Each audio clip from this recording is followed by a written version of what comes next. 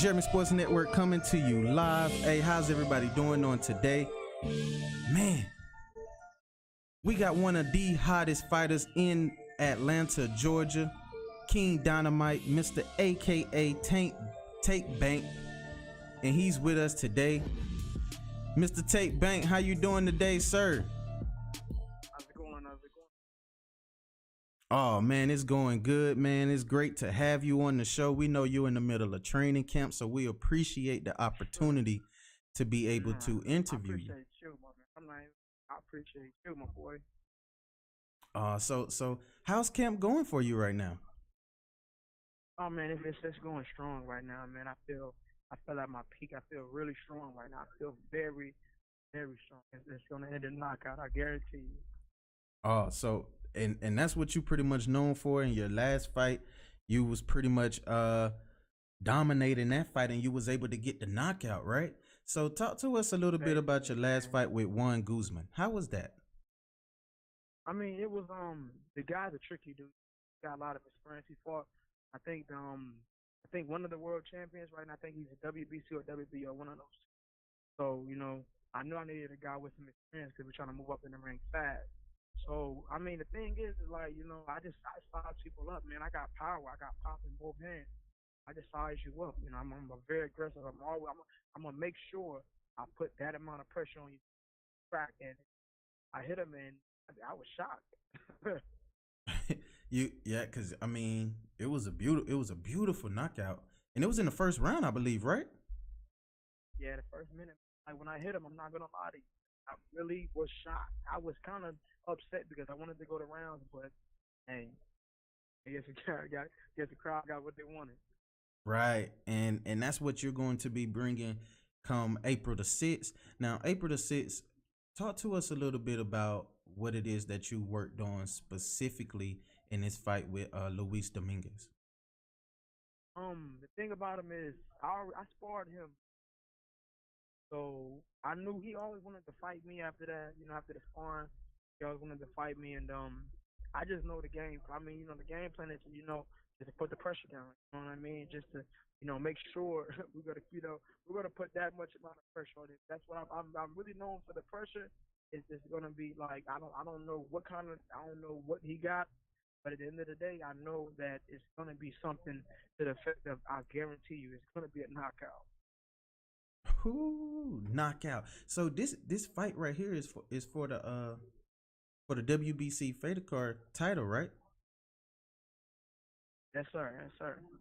And you're going to be traveling. Tell everybody where you're going to be traveling, and how many miles you're going to be going, to capture this title to bring it back here to America. We're going to the Dominican Republic. We're going to Santiago. In Santiago, we're going to the Dominican Republic. I'm like very well known. I got the promoters out there. I guess they like me. They love me because I bring in the crowd. So hey, wherever they take me. Oh, that's what's up. So, what is it? Is it anything that you worked on specifically in this fight, for Luis, or is it just the same old going into this fight? I mean, like my dad always said, if it ain't broke, don't fix it. We work the same way every camp. I work hard every camp. It's not like it's like one camp I'm work different. I work hard everyone. I make sure that listen, I make sure I get my issue pressed. I'm not playing, and I'm in that ring when that bell rings. It's really no kind of tactic. I'm not like a basic fundamental kind of guy. I'm one of them guys that's gonna press the issue, and I'm gonna make sure you feel me. My presence is felt, and that's the only thing that we work on. We work consistently on just getting better and better at different things, the jabbing and stuff like this, the defense. But if it's broke, don't fix it. We work on the same thing. It's nothing different. That's what's up, man. So I know since the last time I left the gym, you've been taking part into some good sparring. I seen some of the photos it is that you posted. Um, Yeah. how has those sessions been going for you? I mean, I like to spar hard guys. My coach are the hard guys. The guys that are actually pros, undefeated pros. Whether they got If not, as long as they got experience and as long as they're not on the down climb. I don't like to spar, just novice individuals. I want to spar the hardest to make, because iron sharpens iron. On top of that, but at the same time, I want to know where I'm at. I like to see my flaws. I don't mind seeing my flaws. So it's been going great though. I mean, they put that amount of pressure on me. I put the pressure on them, and like I say, I'm in shape right now. I'm in great shape. Oh man, dude, I know that you're in great shape. I've seen it live for myself, and for everybody else who haven't seen it, they will be seeing it on April 6th. So, Yes, indeed. man, your trainer, man. The first time I met him, he just seemed to have a passion. You can see the passion that he has, not only for Yeah, the it sport, definitely does.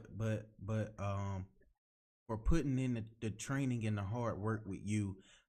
Talk to us a little bit about your trainer and what it is that he means to you, and how you all have been able to make it to this point together. I mean, Alain Felipe, that's his name. Alain Felipe. Everybody knows him. I call him the Cuban assassin because he's from Cuba, but he knows boxing. He's the first person that actually believed in me when I started boxing. He's the first person. He's like a father figure.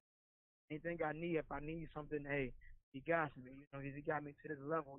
Everybody didn't believe me at one point, but he's a master at boxing. He wants me to master the basics. And this is what I believe a lot of people fall at, is not mastering the basics. He teaches me a lot about the basic fundamentals.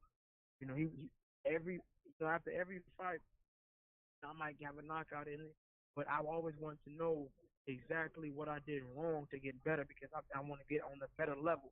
That's one thing that he does. It's not really constructive. It's not really, destructive criticism or just being critical. It's just, he's very constructive. He takes his work seriously.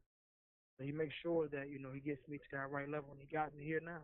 And we're going to get to better level, get to a whole different level. Oh, most definitely, and I could see how, his preparation, the how he prepares and how he have you prepare. When you come Yeah, in to train, everything is with a purpose, and you can tell that yes, every indeed. single thing it is that you do in the gym is with a purpose, and to But me that is awesome, man. I mean, that's the difference. I mean, I thank you for that. But at the same, it's like this. We're coming in this game. We're not coming just to be opponents. We're coming to be champions, and that's what I branded myself as, champion. And I come from nothing. You know what I mean? And he comes from the same thing. And what we're working on, we come and we work, and this is the job that we do. So not gonna I'm not gonna half-ass my job. I'm gonna make sure I get it done. And the results are evident. People come in the gym, they spar, they know exactly how I fight. They know how we do. But at the end of the day, he's like a father figure to me. He really looks out for me. He looks out for my best interest. And he's not gonna, do nothing wrong, no wrong, because I can't go nowhere but him, because he's a master teacher. Right. He's a master teacher. And man, dude, that is awesome. And the fact that you both, come from places in your lives to where everything it is you've gotten up until this point you had to work extremely hard for. Talk to us Yeah. about your upbringing and your past, and what it is that got you into boxing. Your why. I mean, the thing is, like, I grew up in a good home. You know what I mean? I grew up in a good home. It's kind of complicated because, you live in the ghetto. I was always moving back and forth. But same time, I grew up in the hood. And I got into, I got into criminal activities. You know how guys, you young. When you're young, you do, you're not really guided. I wasn't really mature at that time, so I did a lot of mistakes, made a whole lot of mistakes, and what really brought me to boxing is the fact that somebody, one of my fathers. My father was a professional boxer at one point in his life, and my father's friend that used to box with him said, he saw my physique, and he said, man, you need to get into boxing. You need to get into boxing because you always fighting out here in the streets. You might as well get into boxing. And I just said, you know what? Hey, let me try it. And then once I stepped in the ring, I never stepped out. It's just that love for the sweet science, right? I know it gotta Yeah, be that man. I'm love not, for it. I'm not gonna. Hey, listen. I grew up fighting, so like, hey, it was. it went hand in hand. You know, it taught me self discipline. It taught me to respect people. It taught me, you know, it matured me. You Right. know, so I don't take it for granted. Man, and it's awesome that you've made it to this point so far, 12-0, 8 KOs, and you're looking to do tremendous things as you continue on in your career. Now I wanted to ask you Yes, some sir. quick questions. What are your thoughts to fighters, well, for one, the Canelo situation, the Canelo and Triple G situation. What are your thoughts on that with the Clenbuterol and fighters doing PEDs, and do you have a take on that? No, I mean, to tell you the truth is this: I'm not even a. I'm a triple fanboy. I'm not even gonna lie to you. Right? But the thing is, like, I truly like a lot of athletes do PEDs. It's not nothing new. I mean, it's. I mean, you know, he's a cheater. I mean, you know, that's how I guess that's how the game rolls. Once you get to an elite status, I guess that's Right. what a lot of people. I guess a lot of people do PEDs just to. I guess they're insecure about certain situations. But hey, listen, man, I'm not with it. I don't support it, and I'm not going for it. You know?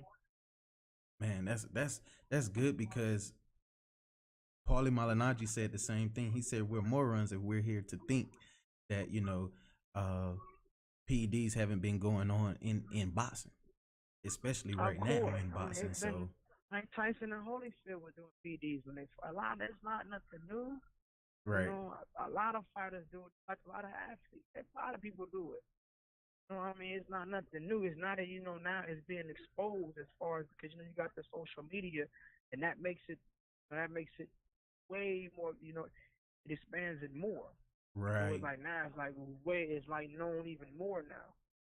I mean, it's not nothing new. A lot of athletes, it's now they getting caught more. I don't support it. I'm not. I hope Canelo lose now. I'm really nervous for Triple G.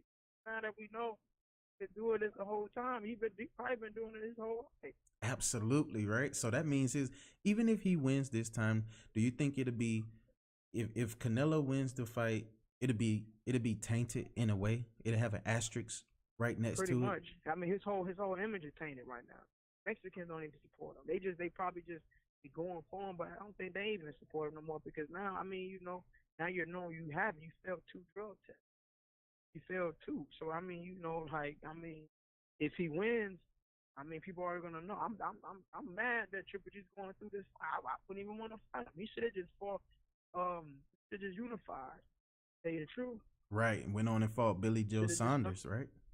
pretty much. He should have fought Billy Joe Saunders and just unified. But instead, he went for the money.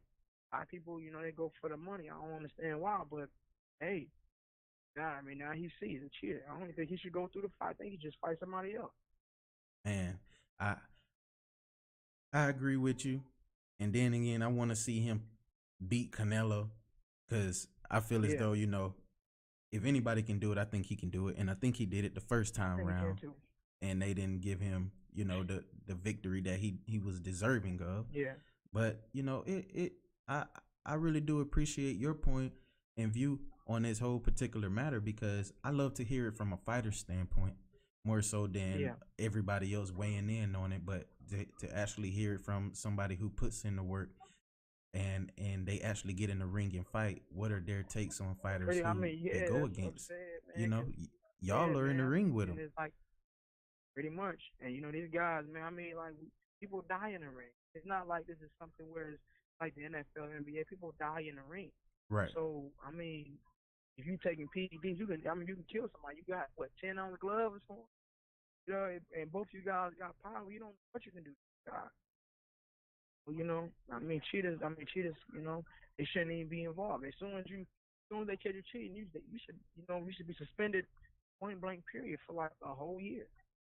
Right. And this But and that's that's what I was telling Canelo. everybody. Like Canelo is really you can't be suspended and serve any time if you're suspended before a fight. And the fight is coming up on May Pretty 5th. much. He's not suspended. I mean, that's the cash cow. He's a new De La Hoya now. Not gonna. They're not gonna. They're gonna plea bargain with him. Oh, most definitely, and I agree. So, last question I'm gonna ask you: when you going into this fight right here on April the 6th, what is going to be the one thing going through your mind come fight night? To get it done. It's really not too much that's on my. I mean, just get it done. Really not. I mean, because I got a lot of things on my shoulders. I got a lot of people look up to me. You know what I mean? I got a lot of people who I Right. got to support. So the only thing that's on my mind is to get it done. It's nothing else, nothing less. I kind of channel out everybody. Channel out my girl too. You know what I'm saying? Like, I can't call you 5 weeks. I don't want to. I want to focus completely on this guy. You know what I mean? And we're gonna get it done. Like I said, I'm gonna get it done. I'm not taking him lightly. I hope he don't take me lightly because I know I'm going for the kill. But you say they better have the ambulance ready, right? Pretty much, they better have. Hey, listen, they better have the ambulance ready, man. Because when I hit the dude last time, he thought he got hit with an uppercut. It really was an actual hook. So you're gonna be trying to figure out where you at right now, my man. Because at the end of the day, you in the ring with me, you in the ring with an animal. Right. And so, hey, we can't wait. Before you leave, I want you to be able to drop your social medias out for everybody so that they'll be able to follow you, your Instagram, Snapchat, Twitter, whatever it is that you have.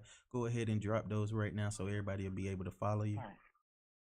Now, so you guys can follow me at Carlos underscore King underscore Jackson. You guys follow me. You're going to see all updates on fights. You're going to see exactly where I come from. You're going to see people who I love. You're going to see everything about me to get to know who I am as a person. Because I'm not going to hide. You know what I mean? But at the end of the day, I will be the world champion at 122. Most definitely, he will be putting 122 on notice. And guess what, y'all? Y'all got this first from JSN Boxing, Jeremy Sports Network. I told y'all I was the go-to boxing king. Cause guess what? I landed the first exclusive interview with Carlos King Dynamite Jackson, Mr. AKA Take Bank, right here. So hey, we Take doing your it. money. Hey, good luck to you on April the 6th. I know you're going to get the job done. Everybody, make sure you follow him on Indeed. social media if you want to see the fight. He will be dropping a link on his official Facebook page. So make sure you guys please follow him on Facebook, Twitter, Instagram right now as we speak. Carlos, bro, appreciate the time. That we know you're in the middle of training I camp. appreciate it. Thank you, man. Appreciate you, my man. Appreciate you. Thank you, and everybody follow me. It's gonna be a long, it's the ride. Journey, the journey's not never gonna be over. We still got a ride to go. We'll get there. Almost definitely. I know you're going to get there. So, hey, appreciate it. Thank you again for everything and have a good one, bro. Thank you, bro. No problem.